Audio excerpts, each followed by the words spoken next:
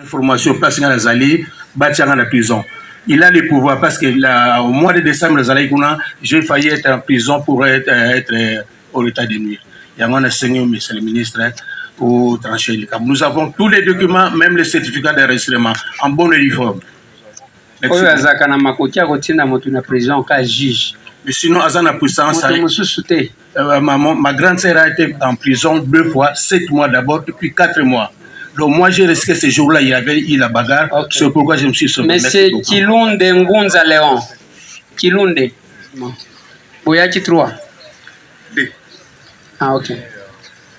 Rapidement. Bonsoir Son Excellence. Donc, tu es pour un problème na biso. Oyo ezoleka na niveau ya Gombe awa TG cour d'appel.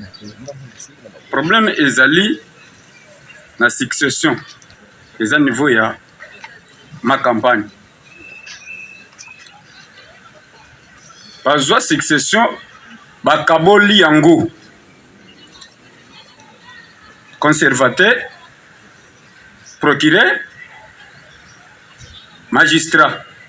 Batongi ba étage bazo bénéficier tozi ba justice ba jugement so toye awa bakotina so ke na cour d'appel so to ke na cour d'appel ba so ngisi so boke na TGI donc to lembi na minute oyo lundi ba yoko pesa susu lettre d'audience poto samba le 10 awa ya tierce d'opposition to comprendre te.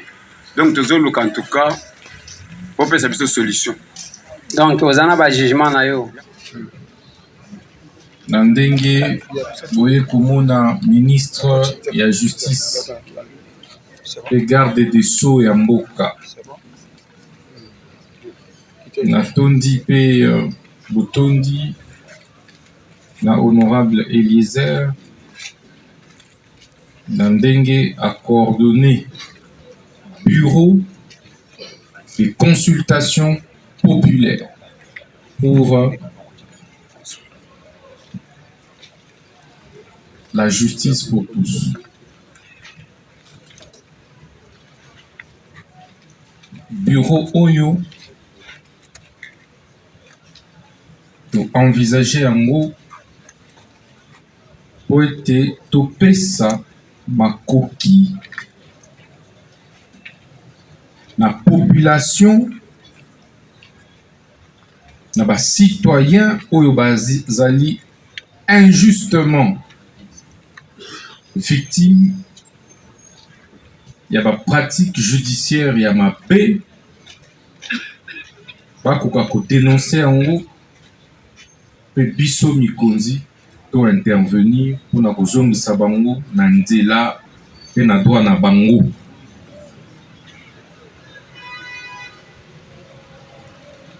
Poete Mokonzi Mboka, Son Excellence Félix Tshisekedi a nommé Bissou pour mettre fin à la justice des plus forts.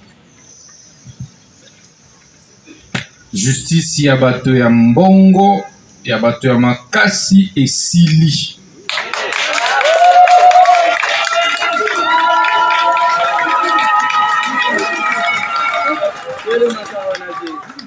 Nalobiete Mokonzi Mboka, Excellence Félix Tshisekedi, tango anome ngai, alobeli ngai te Mineta, nalingi lisusu te koyoka bato, ba mama, ba veuve, ba orphelin, ba lela likolo ya justice ya mabe.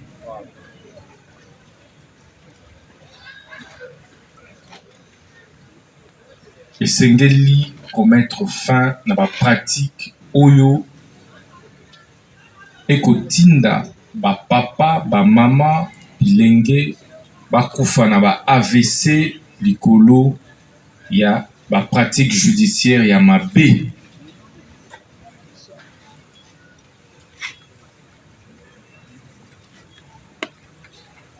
Na boende envisager qu'il tia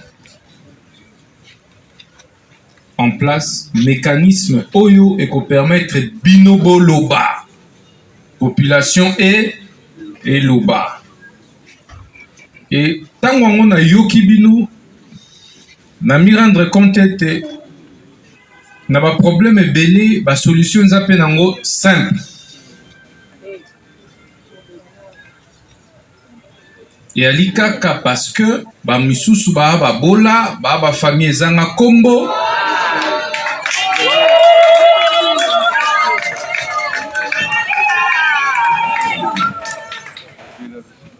et nde bazali victime ya bato bakoloba entre guillemets baa makasi moto ya makasi na état de droit azalaka te eza obele mibeko se mibeko na nde yango bomoni nazali accompagné na baservice ya ministère ya justice ya baservice misusu eko releve na ngai mpona bayoka e bakozwa bainstruction mpona baregle baproblème wana donc bato bayebi bango bayebi barolo bajwaka bakombo na bango eza cité awa plusieurs fois nazoyoka bino nalingaki bango moko mpe basala nini toboyi au ministre non ministre aini ngai to ministre a suspendre ngai to te population oete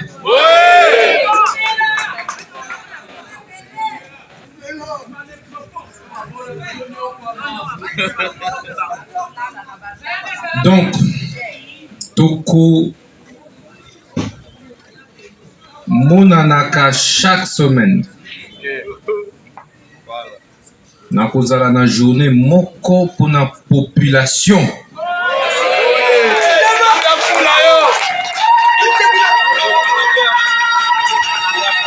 chaque jeudi désormais après-midi na ngai ekozala awa na population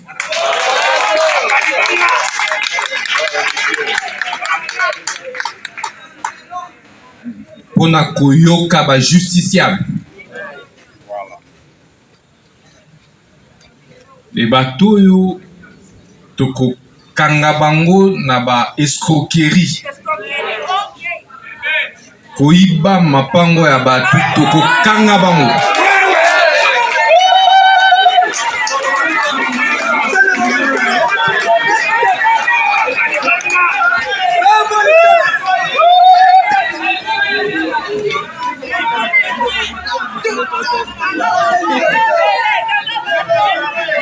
et donc esengeli beau faire confiance na justice ya mboka. Seule la justice élève une nation. Soki l'État est protégé binoté, nani lisu soit protégé.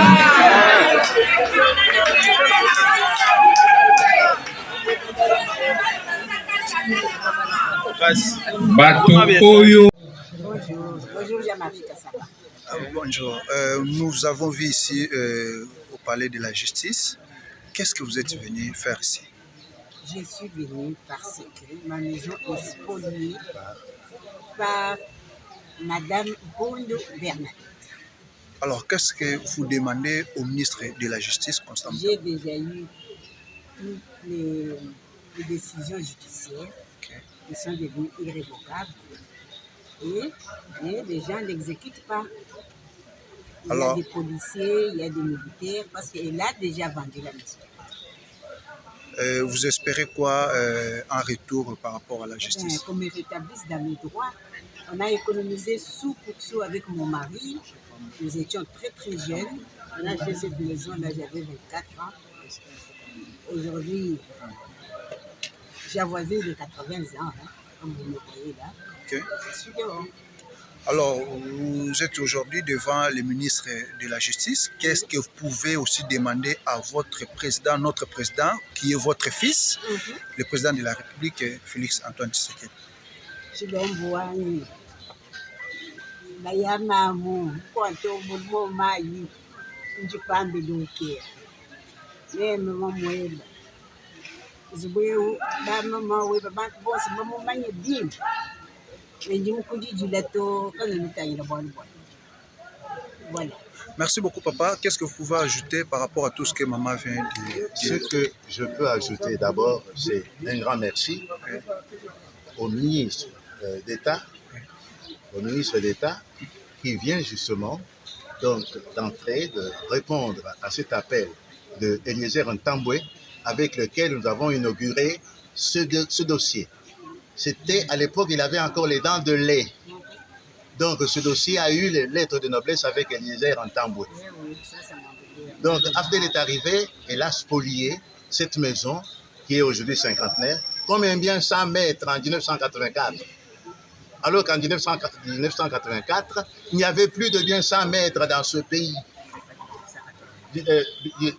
En 1997, 99, Abdel a spolié comme un bien 100 mètres. Or, le bien 100 mètres, cette ordonnance avait déjà abrogé depuis 1984. Donc, alors, nous sommes allés en justice, pour être plus bref. On a gagné, c'est-à-dire on a gagné la cour d'appel de Kinshasa Gombe en 2010, nous a donné raison. Nous sommes allés pour déguerpir, et là, pendant qu'on était en train de déguerpir, c'était à l'époque des Katoum de Manqué, les GR sont arrivés, alors ils ont chassé les huissiers et policiers, et nous sommes dehors, on ne peut pas s'en approcher. C'est-à-dire depuis la spoliation jusqu'à présent, spoliation comme un bien 100 mètres. Alors pour tout juriste, bien 100 mètres, ça n'existe plus dans ce pays depuis 1984. Et voilà, donc alors, en 1989, bien 100 mètres, nous sommes dehors. Depuis lors, il y a des policiers là-bas, ou des gendarmes, ou bien des gardes républicains. Et dernièrement, nous sommes les seuls, depuis la genèse de ce litige jusqu'à présent, nous sommes les seuls à détenir des papiers authentiques confirmés à 2 reprises par la cour d'appel de Kinshasa Gombe. La première fois en 2010. Je dis bien, nous sommes opposés à Mme Bernadette Mpundu. Et elle est là. Et depuis lors, donc, ces titres ont été invalidés par la cour d'appel. On a même ordonné donc au conservateur de mettre cela dans le livre journal. Il ne l'a pas fait. Et Mme Bernadette Mpundu a vendu à Bumbalieti et Kalafula Wakubanga. Voilà. Bon, maintenant, ce sont eux qui sont là.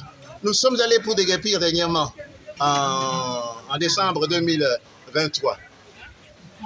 On le fait, Pound arrive avec des gros bras, elle se réinstalle. On a même donc failli séquestrer donc, les huissiers et les policiers qui ont fui, parce qu'il y avait un général ou bien un colonel qui était là, qui les avait intimidés. Nous avons fait un mémo qui retrace tout ça. Au moment où nous parlons, la quasi-octogénaire, Mme Kabulanda Makolo, propriétaire constitutionnellement, légalement, judiciairement, qui détient le seul titre exécutoire. Le titre exécutoire de mémoire de juriste, c'est comme une loi. Il faudra un autre titre exécutoire. Dès qu'il est produit devant n'importe quel procureur général ou bien de la République, tel que la formule le dit, c'est un ordre donné aux procureurs, à tous les procureurs. Ils doivent s'incliner. Mais ils s'en foutent complètement, tels qu'ils sont assis là-bas. Il y en a un procureur là-bas qui a même suspendu l'arrêt de la Cour, qui s'est autorisé de suspendre l'arrêt de la Cour. Et le ministre l'a déploré. Merci. Et c'est ça dont souffrent les Congolais, les décisions prononcées qui ne s'exécutent pas. Merci beaucoup. akota lokola justice ezali mbeli monene ya mboka na biso akota bainstaure biso na kati ya justice. Alors, nini okoki kosenga na le garant de la nation, président ya République Félix Tshisekedi Tshilombo, oyo azali numéro 1 ya mboka na biso. Naza kosenga na ye kaka asimplike lokola asa atyeli biso ministre oyo akosalisa biso na kosala makambo oyo ezotala justice ye moko afungola liso po te makambo nyonso ezwa nzela na ndenge moko ya bien ya kitoko tokosepela makasi. Dossier yango esali combien d'années depuis bane kolanda yango na justice na biso te ezozwa na solution te? Dossier na biso ebandi depuis 2003 ke tosombaki terrain wana. Terrain eza na quartier GB2. Ça fait depuis 2003, 2004 tozwi contrat ya cadastre. Après, dans 2007, baye ko détruire yango na basoda. Donc tokei sikoyo na auditorat et réhabilité biso. Non, bango baboyi main noire moko ezaki na nsima elobi te. Auditorat baza kokosa baye kozongisa bato wana na kati ya na toye sikoyo na justice awa justice yango eza kotraîner ti lelo. Tozwi jugement, premier jugement na premier degré, toye kozwa deuxième jugement ti lelo non certificat de non appel pe ezwamaki mais jusque là toza kaka na baterrain te toza kaka na libanda soki topusani kuna esika baintrus wana baza na parcelle bakangaka biso batie biso na prison. Merci beaucoup.